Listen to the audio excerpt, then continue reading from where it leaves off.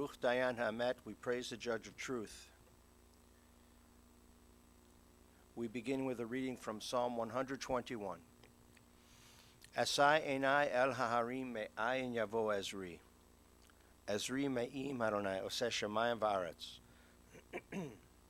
Al yitain lamot raglecha, al yanum shomrecha. Hine lo yanum v'lo yishan shomer Yisrael. Adonai shomrecha, Adonai tzircha al yad yaminecha. Yomam hashemesh lo yakeka v'yareach balayla.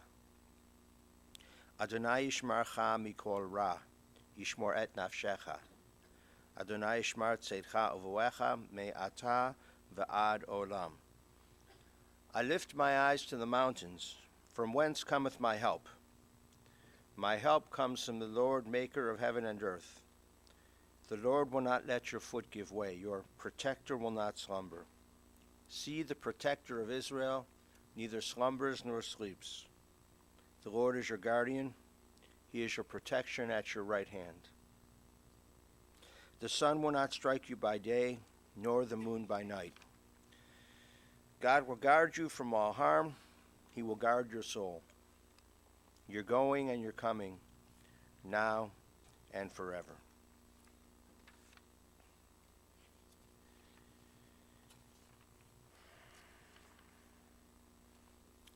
Death has taken our beloved Alan Wallack. Friends grieve in their darkened world. In their silence there is lamentation. In their tears there is loneliness.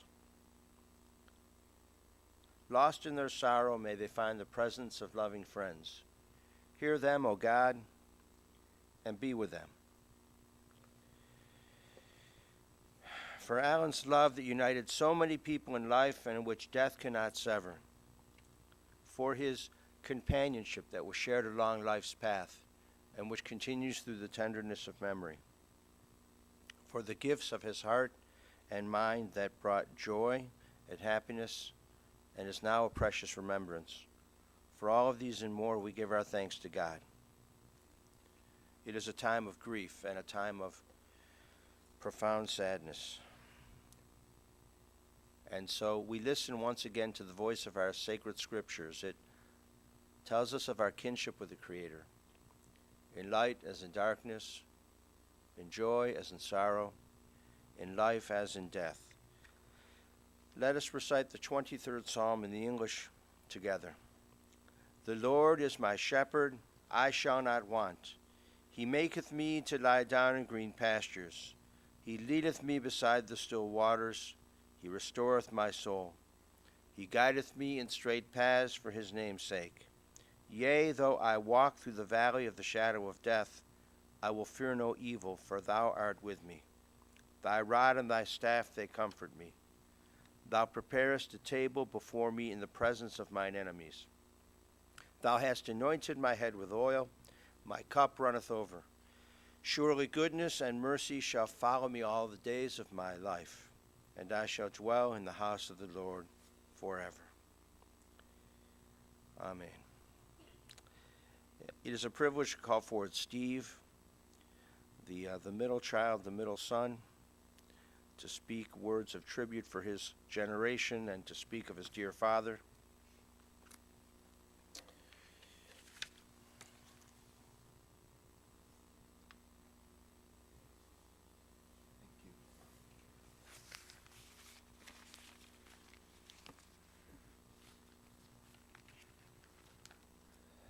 I was hoping this would be a little easier.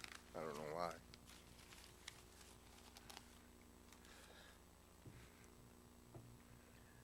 I have the honor today to talk about my father. And every one of us knew him in a different way. Whether it was a friend, a brother, a dad, an uncle, somebody he worked with. But we all knew him in a different way. So I guess my goal, as I kind of wrote out what I wanted to say, was my goal was to let people know something about him that they might not have known, where he touched their lives. So I want to apologize to the rabbi if I steal some of the material you were going to use. But, you know, I was thinking back of when I was a young child and some of the memories. I don't know about most of you, but with me, I don't have my memories. I don't know what happened to it, but so you'll have to tolerate me for a moment. But one of the first things I remembered as I was thinking about it was my brother and I getting up one morning, and everyone else was sleeping. And so Rich decided he wanted to play with the BB gun. And we got the BB gun out of the little linen closet area and took it in the living room, and Rich shot out the big picture mirror over the fireplace. It didn't go over well. It's one of the only times I ever remember getting spanked. Which meant one of two things. Either we were good kids or he was a loving and forgiving father. So I will remember my father as very loving and forgiving because I knew it couldn't have been the other. You know, I don't know how many of you here know what a milkman is, but my father was a milkman, which meant back in the day he drove a milk truck and delivered milk to people's houses. So one of the neatest memories that I have is meeting him on the side of the road, and he would take us on his milk delivery for a while and then drop us back off. So it was pretty neat. Some of the memories I have maybe aren't so fond. You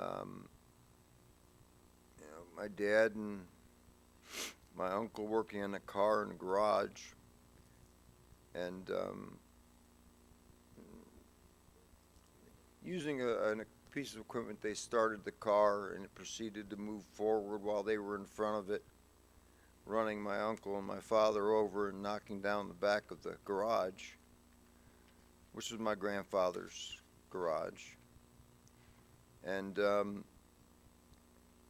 so that was you know, kind of scary for me because I was out there with them. I went running in the house, scared to death that they were both dead. Well, they were fine, so everyone kind of laughs about it today. But I have memories of the Pinewood Derby and the Boy Scouts and building cars. And one of the things that affected my father's life throughout was racing. When we were young, we would go to Cloverleaf Speedway every Sunday, me and my brothers, and he'd put us in the stands, and he'd go back in the pits with his friends, and he was working on a race car, and we'd sit there every Sunday and just loving it. Cloverleaf Speedway is not around anymore. But even up until, you know, that was back in probably, 1970, and even in 2015, you know, my dad was driving a brand new red Camaro, speeding around. I was living in Kentucky at the time he got that car. He came down and he showed me the car. He said, "Come on, Steve, let's go for a ride. I want to show you how fast my car is." I was like, "Really, Dad?" But we did. So How fast was it was pretty fast. It scared me for two reasons. He was 71, You're right. and it was a fast car. So, you know, even about 10 years ago, him and I got to go to Michigan Speedway and spend a weekend at the Michigan 400. We actually got to spend the race, entire race in the pits with the crew of Juan Pablo Montoya. It was really a neat experience to do it with my dad. Montoya didn't win, but it was it was an unbelievable experience for us. But if you talk to my family, uncles, and other people who know him, my dad was racing cars when he was 16 years old, up and down Mayfield Road, until he was in his 60s, racing a car at Dragway 42. So that was my dad. He just loved it. You know, so I think one of his biggest fears is we were going to be the same. I remember I had a 72 Grand Prix, and it was really a pretty quick car. And when I brought it home, I realized that it wasn't as fast as it was when I originally test drove it. Well, my dad got under the hood and adjusted the carburetor so it wouldn't give me all the power that was there. I figured it out, so I'd go out and adjust it and race it around, and I'd get home, and the next day I'd get in it, and it didn't have the power again. So we played that game for a long time. You know, my mother died in 1969.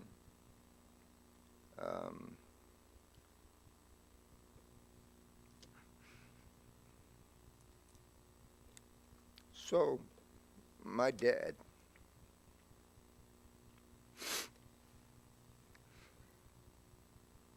had the task of raising 3 boys and working. Thankfully, there were some people that helped him, my grandparents. But it was tough. It was tough on him. So, after my mom died, he was single for a little while, and he remarried. And his second wife, we don't really talk about a whole lot.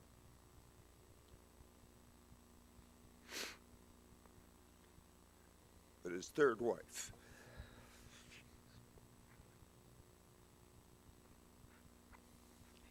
most of you know Sandy. Dad really hit a home run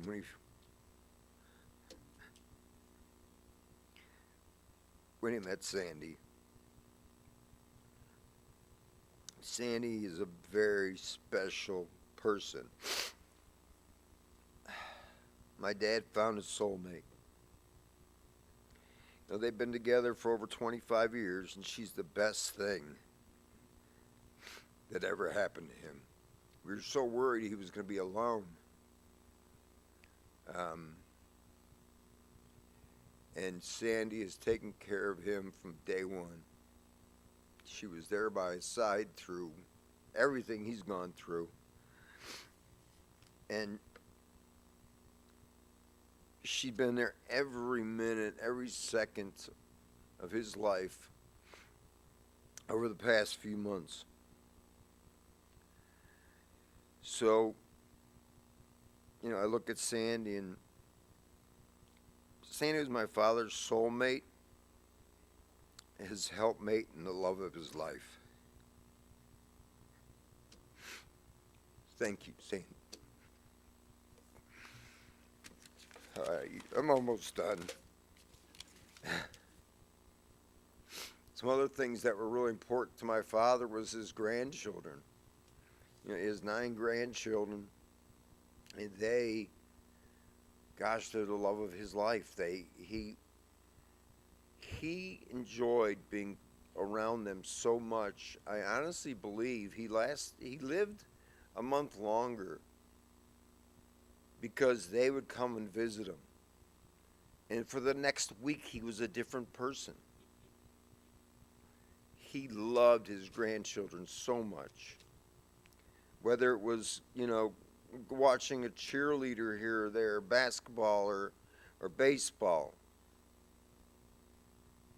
he was there.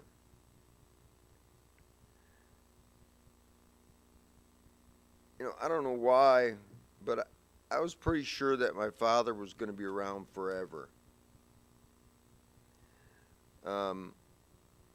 So if I had to guess, there's probably a lot of us who live our lives that way, that we won't lose our parents. And if I can say anything today, they won't be here forever. Don't live life saying, I wish I would have said this, or if I wish I would have done that, because that's not a good way to go about things. I'm going to miss my father very much. I'm going to miss his smiles, his hugs, his phone calls. One of the things that and I don't know where it came from, but I had with my dad is I would talk to him on the phone. I'd call him up and he'd answer the phone and I'd say, hello, Father. And he'd say, hello, son. And I found out just a couple of months ago that he really liked that when I called him, and that's the way our conversation started. He got a kick out of it. So did I. So I'm going to end like this.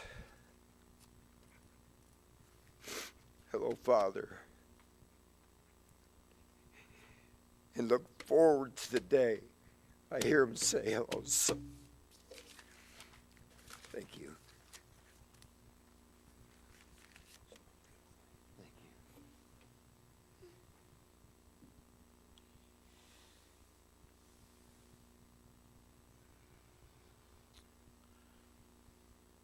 And to those words spoken as a prayer, let us say Amen.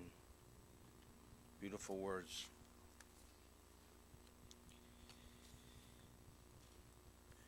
So we gathered today to pay tribute to the memory of your dear Alan Wallack. His Hebrew name was Aharon Yisrael. And as you know, Alan loved cars. Mark said, in his younger days, my brother was a hot rodder. He liked to go fast. He had a couple of accidents, but he didn't get hurt. And when they drag raced along Mayfield Road, it was out near where 271 is now. It's most of us don't have much living. I don't have any living memory of 271 not being there. Apparently they started construction in 1964. But Mayfield Road's a lot older than that. Mark said he was heartbroken when Alan ruined the family's 1957 DeSoto, because that was Mark's favorite car. He said, I actually cried when my brother ruined the engine of that car, because that meant I wasn't going to get a chance to drive it. And as you heard, until just the last few years, he had a Camaro, which is, that's a sports car. Yesterday, as some of the family sat around and talked about Alan, I was reminded of the Torah, the 5 books of Moses. This may be a surprise to Alan, of blessed memory, but not to those of us who actually take a look in the good book. The Torah was written in Hebrew, and in Hebrew, Alan's name is Aharon, which means teaching, as in Torah, 5 books of Moses, teaching. His Hebrew name, Aharon, begins with the first letter of the alphabet, the Aleph. And there's another important Hebrew word that begins with the first letter of the alphabet, the Aleph. It's Ahava. Ahava means love. This man was filled with a lot of love. He loved model cars. He loved the tribe. He loved his family. He loved coins. He loved his children, his grandchildren. He loved his wife. He loved golf. He loved Friday morning breakfast at Flavors on the Vine. He's filled with a lot of love. Many things that he loved. And you love doing the many things with him as well. Alan was born February 9th, 1942, here in Cleveland. His parents, both of blessed memory, Saul and Evelyn. He was the oldest of 3. Alan was the firstborn, survived by his brother Mark, Mark's wife Kathleen.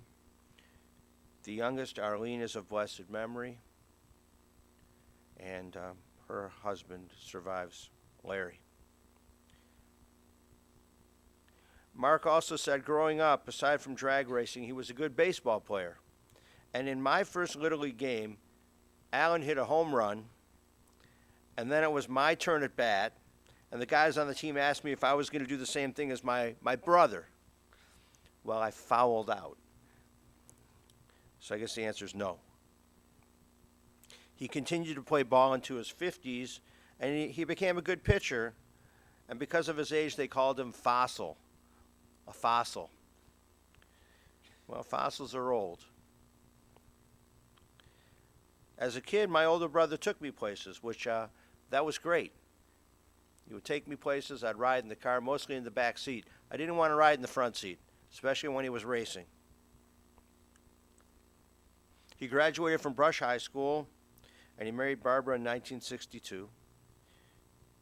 And she's of blessed memory in 1969. And he began what became a large extended family. If I miss anybody, please let me know. But it's going to take me a little while to get through it. Children: Rich, Steve, Bob. Rich is married to Gina. Steve, significant other, Sean. Bob's wife is Bobby. And we have grandchildren: Nicole, Daniel, David, Jason, Joey, Christopher, Matthew with one T, Elena, or Alana, how do you pronounce it? Alana, and Tommy.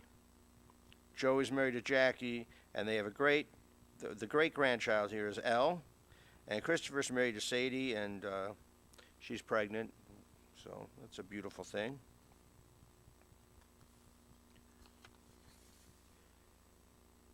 Alan met Sandy on March 13th, 1991. He kidded her because he heard she was looking for a Jewish man.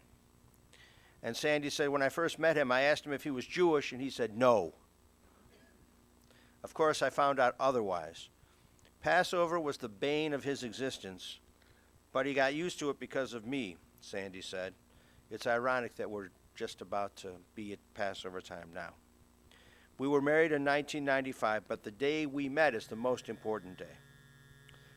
The family grew a little more with our adopted granddaughter, Pia, and her husband, Debashi, and two great-grandchildren, Shanuk and Tricia.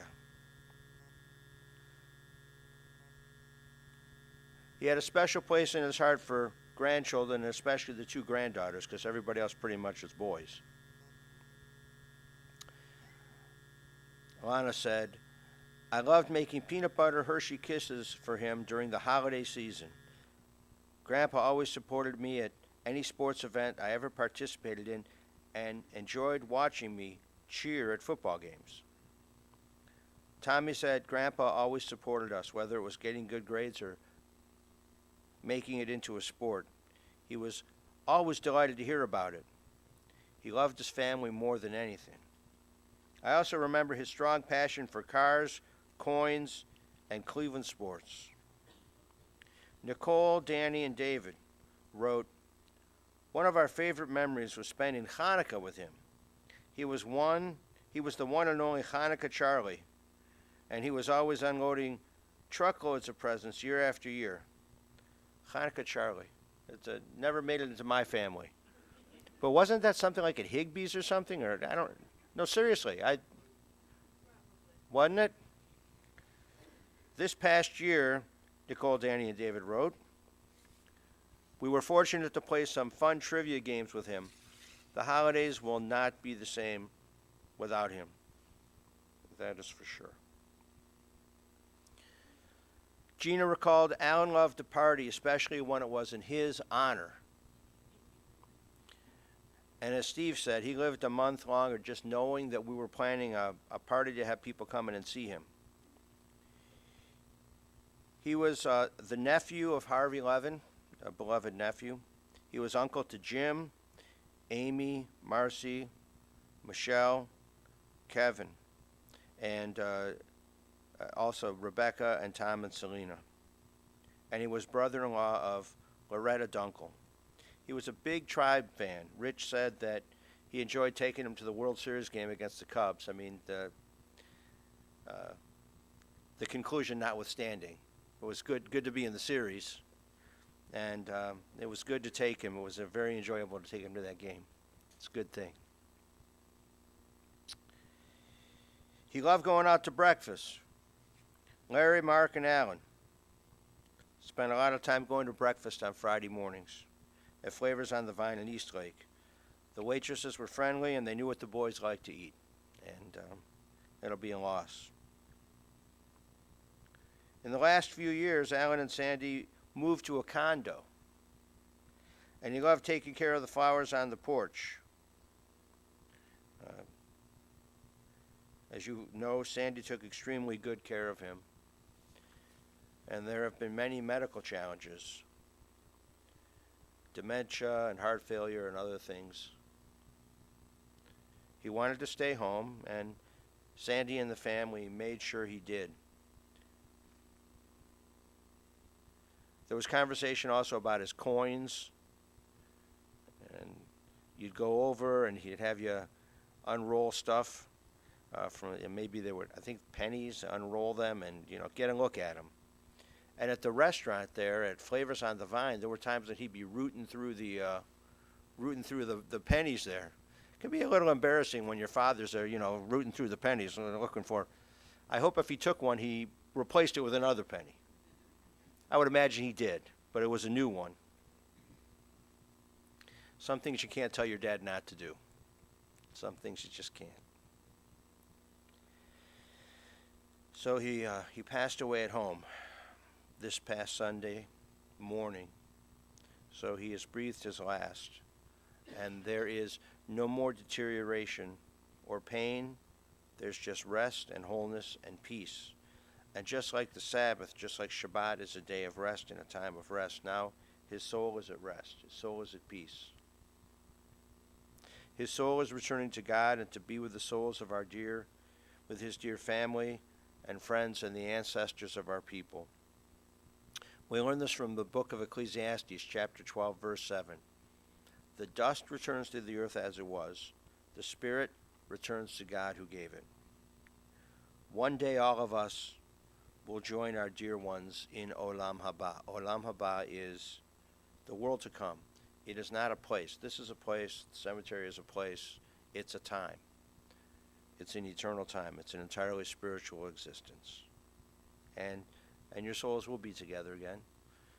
And you'll have the opportunity to have that phone conversation. But spirit to spirit. We are sending along a couple of old prayer books and a couple of prayer shawls, tadi tot, with him in the casket. Also, I think there's some golf balls and golf tees.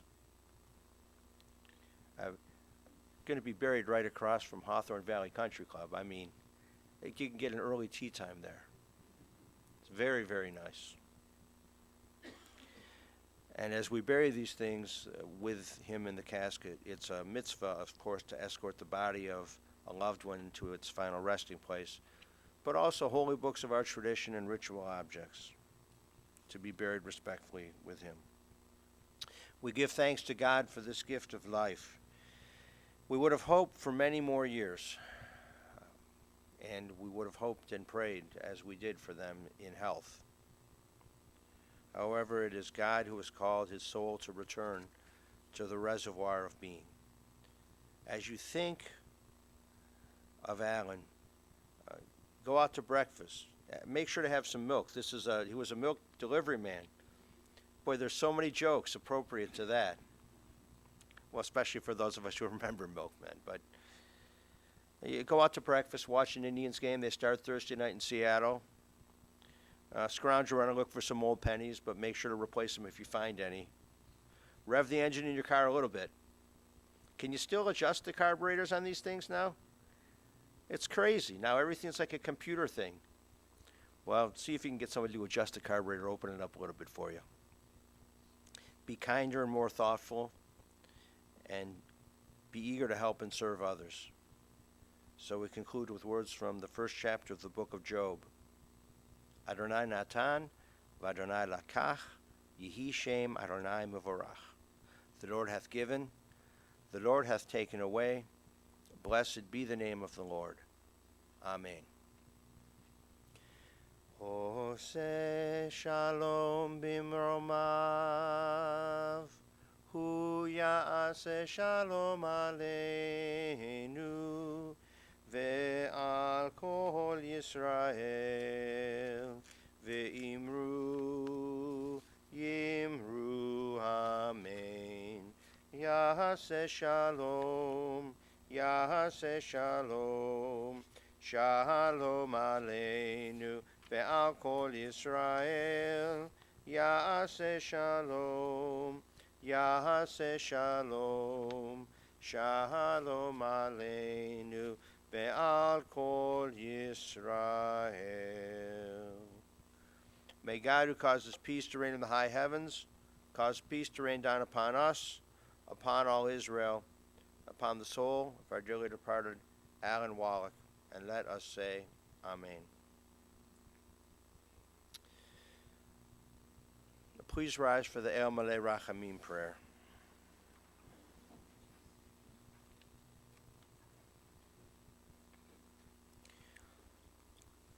Into your care, O God, we entrust the spirit of our dear Alan Wallack. For you keep faith with your children in death as in life. Sustain us that we may meet with serenity the mysteries that lie ahead, knowing that when we walk through the valley of the shadow of death, you, O God, are with us, a loving friend in whom we put our trust. You are the light of our life, our hope in eternity.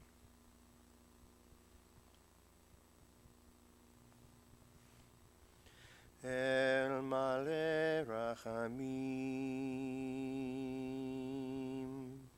Shochen Bamromim, Hametzem Menucha Nechona, Tachat Kanfei HaShechina, Im Kedoshim U'Zahorim, Kezohar HaKiyam Asirim, Et Nishmat Aharon Yisrael, Ben Shlomo, V'chana Rivka, Shalach Olamo, Ba'al Harachamim, Yastirehu B'Setzer K'nafav, Le'olamim, Vayitzror B'Tzror HaChaim, Et Nishmato, Adonai hu nachalato, v'yanuach b'shalom al mishkavo, v'nomar Amen.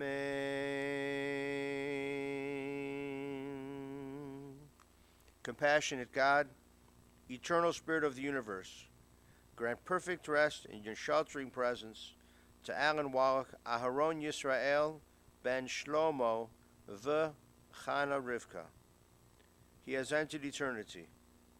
O God of mercy, let him find refuge in the shadow of your wings, and let his soul be bound up in the bond of everlasting life. God is his inheritance. May he rest in peace, and let us say, Amen. In a moment, we will receive instructions to go to Mount Olive Cemetery. If you are not going to the grave with us and just meeting the family, we will be at Hawthorne Valley Country Club, and we'll be there in about an hour. We'll be there about 3 o'clock. We'll recite Kaddish for Alan at the grave and at Hawthorne Valley Country Club, and he'll be on the Kaddish list at our synagogue for the next 4 Friday nights. Services are at 7:30, but this Friday night it's at 5:30 because it's right before the Seder. And then Wednesday afternoon school and Sunday morning religious school, the kids will say Kaddish for Alan. It'll be a privilege to do so. The family has asked that if you care to make a donation in his loving memory, first, among the places you may contribute, please consider the University Hospital's hospice program. And now we go in procession to Mount Olive Cemetery.